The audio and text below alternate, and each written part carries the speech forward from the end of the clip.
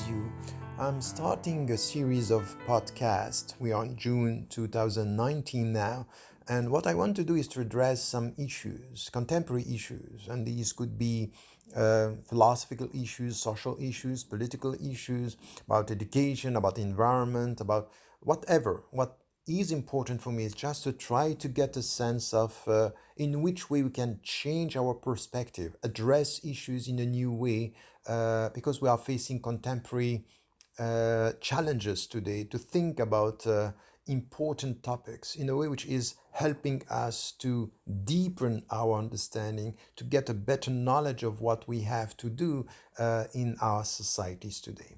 So, from time to time, I hope it will be once a week, I will try to address one issue.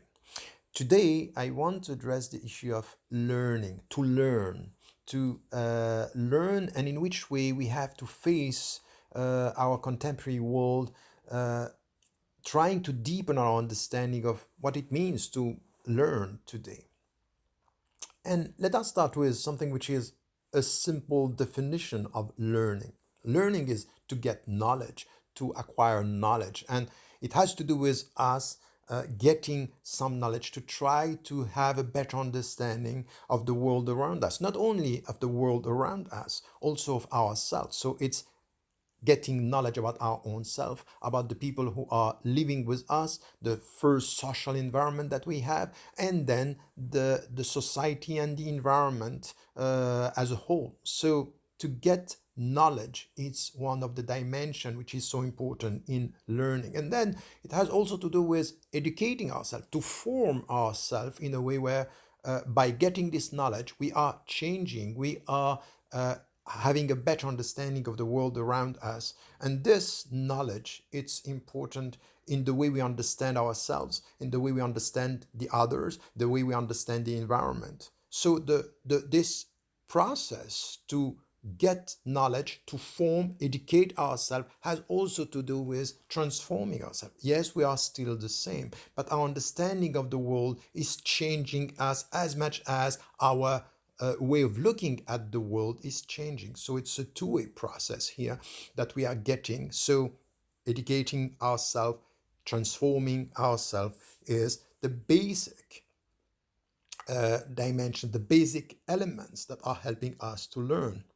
Unfortunately, in our contemporary societies and the consumer societies, many things are lost in the process. In the traditional societies, to get knowledge also had to do with rites that we were going through in order to become an adult, to become somebody within the society. And it was not only knowledge that were useful socially in the way that we are interacting with your fellow human beings. In the consumer societies today, and the school systems are very much following this in the footsteps of the whole philosophy that is behind. What do we have, and what do we acknowledge in the way that we have to deal with the system is that there are two things, two processes that are here to reduce the very meaning of learning. The first one is quantification. At the end of the year in the school system, we need to know how much you know, the quantity of what you know, and then this is evaluated. You are going to get a mark on this. And this way of looking at knowledge, it's a problem. It's as if we need to know, to quantify the knowledge and to put a mark on this. And the second dimension that we have when it comes to knowledge is to prioritize, to have a kind of hierarchy that is set to know what are the disciplines that are more important than others. And you will see that the disciplines are very much having with your memory and your mind, your intellect. It has to do with mathematics, languages, and if you look at them, it also has to do with the way you deal with the world, in the way you are going to control, to communicate, to get a sense of to master the world, and in the way how this is going to be useful for you in your social interaction, and then to pass your year to be able to go from one year to another. These are the disciplines where you are going to be evaluated. While what about aesthetics? What about arts? What about other knowledges that are not so useful in the way you are going to get control, to be able to communicate or to master your surrounding environment? That's the problem that we have today. So this way of dealing with knowledge, it's influenced by the consumer society in a way that we need to quantify, we need to prioritize, we need to know what are the disciplines that are more important than others. And if you are not in this picture, if you don't fit this picture, you are going to fail. What we need to do is to resist this reduction of the learning process, of what it means to learn in our society today. And first, if we want to reconcile ourselves with learning, it's important to say, okay, what do I need to be able to learn? First is to be open. It's to open your mind. It's to have an open mind, meaning that you are open to everything around you in order to get more knowledge. And this means even what is perceived as useless, you need to find its utility, its usefulness for you. So your intellect should be open, but not only your senses, your feelings. This is also something which is so important. Your ears, your eyes, your body. Your body has a knowledge. Your body has a memory. So it's important to be open to everything as to your relationship with your world around you, and your heart, to open your heart, meaning that there is knowledge, there is a learning process in the way you love, in the way you support, in the way even you hate, in the way you are connected to the world around you. That's also something which is important, to be open with your mind, with your heart, with your senses and your feelings. This is important. What is also important is not to look at things only through the prism of its or their function in your life. So if it's useful, if I can do something with them, it means that I have to learn about them. No, there are, when you look at a tree, you have to learn from the tree, you have to learn from the sky, you have to learn from the sun, you have to learn from people, from passerbys that are not directly useful for you. And even with your mother and your father, not to look at them only as my mother or my father, as human beings first. They are before being or having a function for you.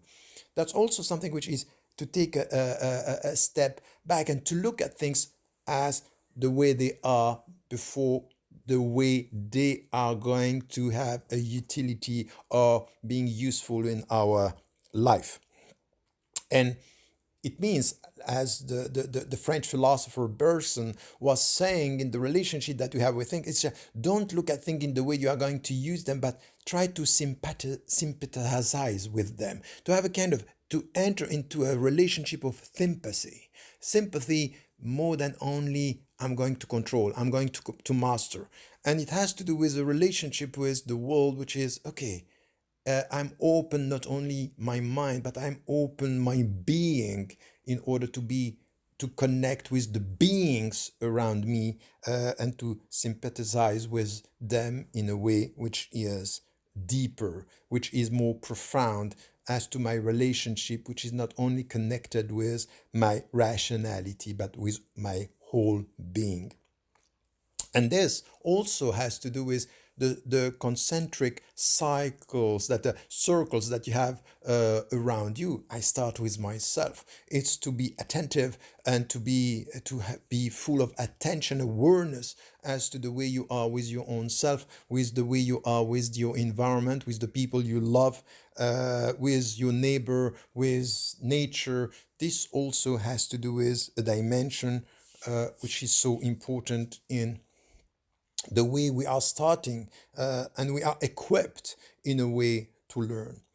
To be equipped to learn also means that you have a specific state of mind. You change your glasses and the way you look at the world.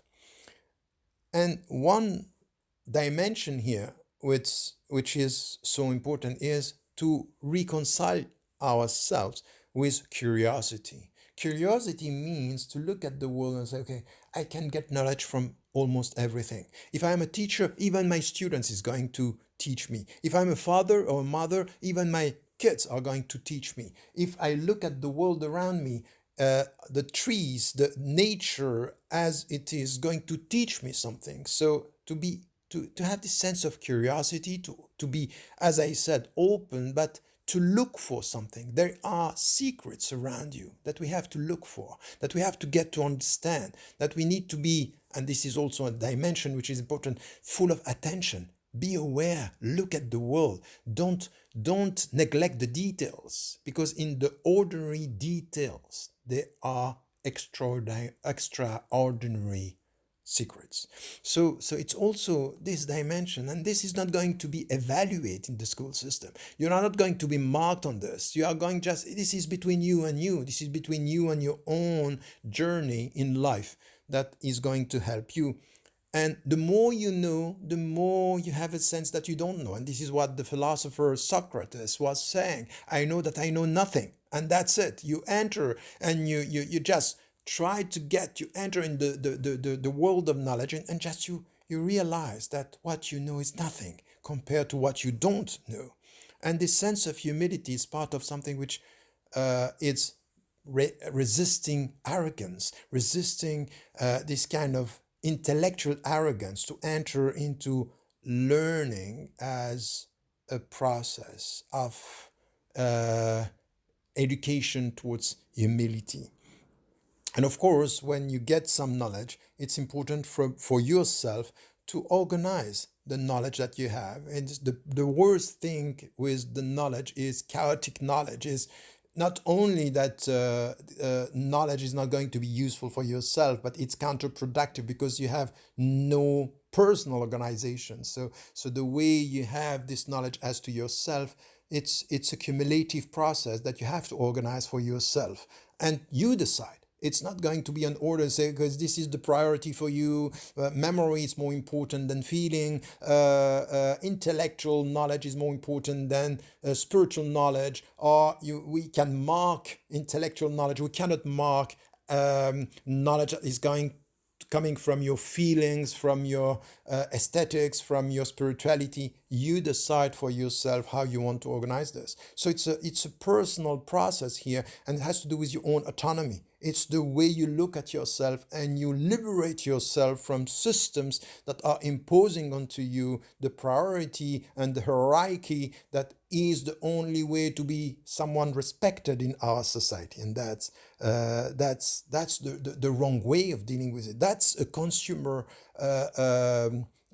way of dealing with knowledge, and that's wrong. That's that's completely counterproductive.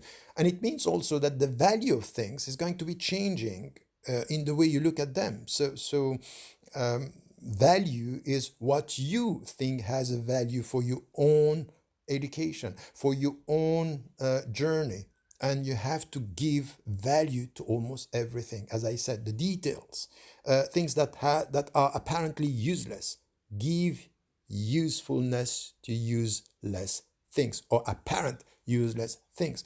So this is the transformation of your own way of looking at the world. It starts with you, and it starts with the way you look at the world around you, and even the people around you, because at the end of the day, that's something which is important. We end up giving value to people because they are useful within the society. We bow in before the kings and the presidents, and we neglect the poor, because the poor or the migrants are the non-documented people. They are nothing. They have no utility for us, and even within the society, they are not going to vote. So forget about them. That's the opposite of the true learning process I'm talking about right now.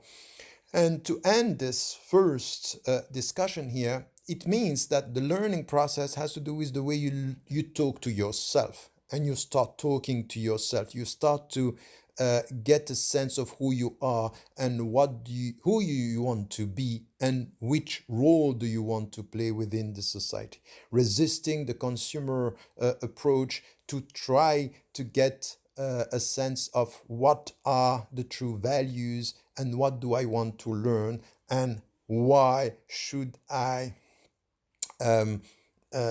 diminish the knowledge that has to do with beauty, which has to do with art, which has to do with love. Yes, you are not going to mark me on the way I love, on the way I look, on the way I interact with people. But this is it. I want to learn more and more in these fields because these fields are going to help me to be a better human being and to learn more, to deepen my knowledge, to deepen my understanding, and to deepen my humanity in the way I look to the world and the way also I look to nature. Because the best teacher around me, it's also the natural order.